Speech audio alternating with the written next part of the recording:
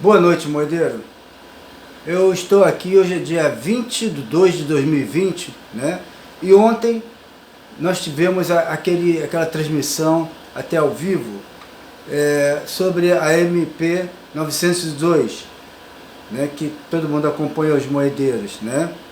Que diz respeito exatamente a quebrar o monopólio da Casa da Moeda do Brasil, de produção de cédulas, moedas e outros passaportes, essas coisas, né? Bom, o que acontece? Eu anotei aqui algumas coisas para comentar e acrescentar algumas informações sobre o que foi falado ontem. Eu acho que isso daí vai interessar muito a todos os moedeiros, tá? E até os brasileiros também, tá legal? Alguns comentários que eu gostaria de falar, de dizer aqui, é sobre as conclusões do que eu observei, né? Todos nós observamos, mas é necessário a gente ressaltar alguns pontos para que a gente, numa próxima oportunidade, a gente consiga reforçar a nossa argumentação de defesa da Casa da Moeda do Brasil e dos empregados também, tá? Porque o que aconteceu ontem foi muito uma defesa do ponto de vista econômico, né? Tá certo, nós teríamos que responder a essa questão, porque quem quer privatizar a Casa da Moeda está atacando muito por esse lado, mas ficou faltando fazer colocações do que tem de mais importante em qualquer local de trabalho, que é sobre o ser humano que ali está, né? Ficou faltando alguém valorizar esse aspecto, né? Valorizar mais e melhor esse aspecto, né?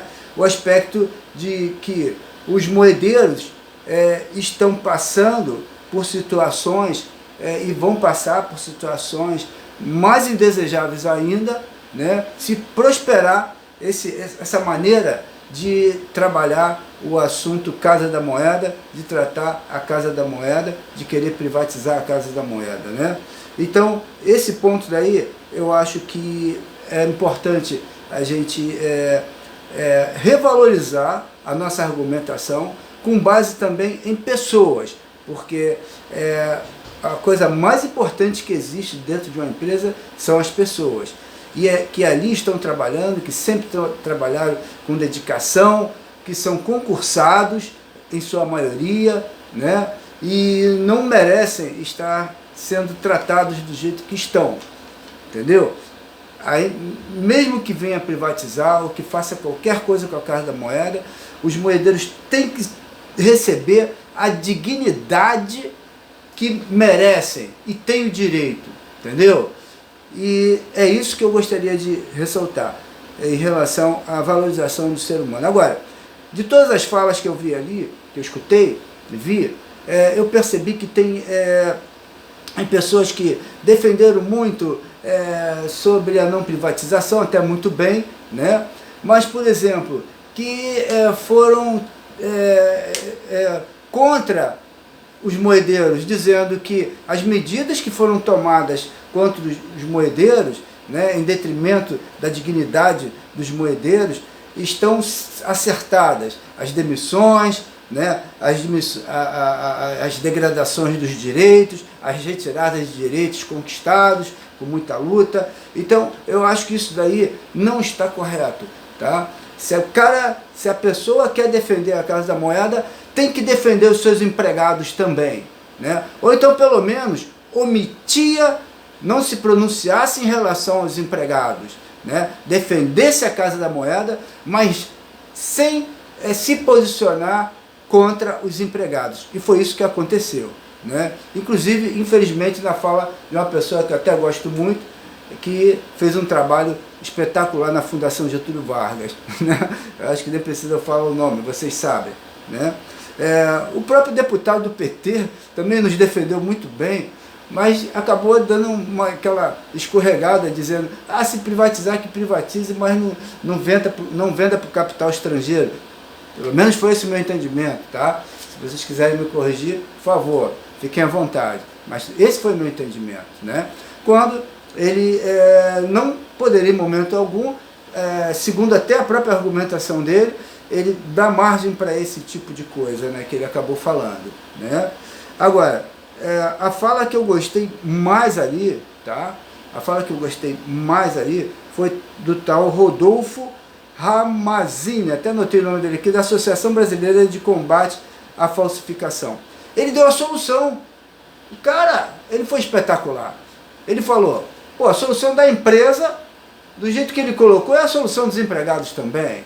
É a solução para todos, é a solução para o governo federal arrecadar mais, é a solução dos empregados, é a solução da empresa de 300 anos, tá? É fortalecer a empresa, devolver à empresa aquilo que ela vinha fazendo, né? Com muito afinco, com muita responsabilidade, né? Que é o Sicoob, o funcionamento do Sicoob. E sobre o Sicoob, eu vou acrescentar uns pontos que eu anotei aqui, tá? Já faz algum tempo, e agora eu vou colocar para vocês, tá bom? Que vai acrescentar a visão de vocês, tá? Sobre o Sicoob, tá bom? Eu fiz um levantamento, conversei com algumas pessoas, tá? Eu estive trabalhando em assunto dos corpos também, e na Casa da Moeda, e eu percebi algumas nuances e levantei algumas informações do Sicoob para trazer aqui para vocês. Aguarde um minutinho, por favor.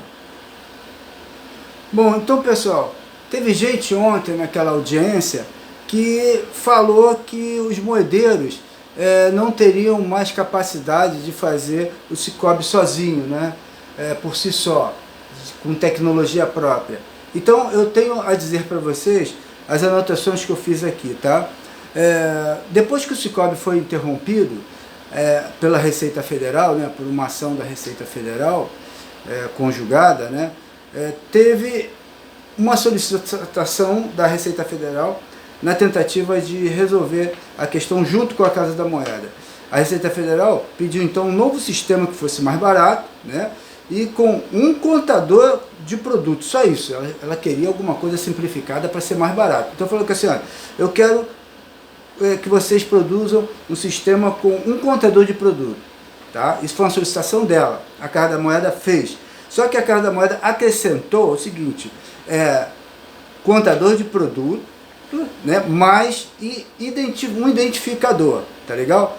E a Casa da Moeda acrescentou uma terceira versão, né, numa proposta da Casa da Moeda, né, o contador de produto, mais identificador, mais o selo digital. Isso como proposta da Casa da Moeda, tá? E com isso, a Receita Federal então solicitou também, além desses 3 itens, um validador de câmera.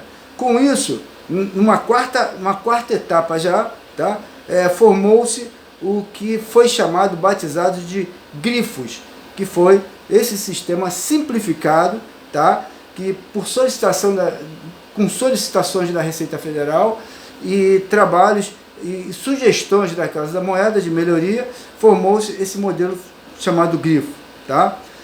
Depois disso, numa quinta fase, veio tudo isso, mais uma solicitação da Receita Federal, que foi com tinta especial, tá? Então, o que ficou claro foi o seguinte, que por solicitação da Receita Federal também, foi colocado o seguinte, número do fabricante, tá? E a Casa da Moeda colocou mais uma impressora. Então foram várias versões, tá? A fim de viabilizar, aonde no final disso, o preço chegou a 30% do preço original, né? Ou seja, menos 30% do preço original. Foi isso que nós chegamos na taxa, acho que do milheiro, que era a taxa que estava sendo parâmetro de valoração, né?